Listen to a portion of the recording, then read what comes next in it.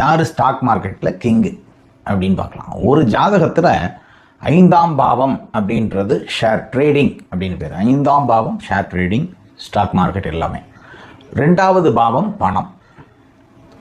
இப்போ இந்த ஸ்டாக் மார்க்கெட்டில் என்னென்ன விஷயங்கள்லாம் நம்ம கையாள்வோம் அப்படின்னா, யூகிக்கக்கூடிய தன்மை ரொம்ப முக்கியம்.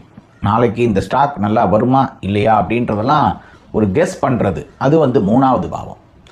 அந்த ஸ்டாக் மார்க்கெட்டில் வரக்கூடிய பெனிஃபிட், அது ஃபுல்ஃபில்மெண்ட், லைஃப்பில் கிடைக்கக்கூடிய ஒரு ஃபுல்ஃபில்மெண்ட் இருக்கணும் கண்டிப்பாக.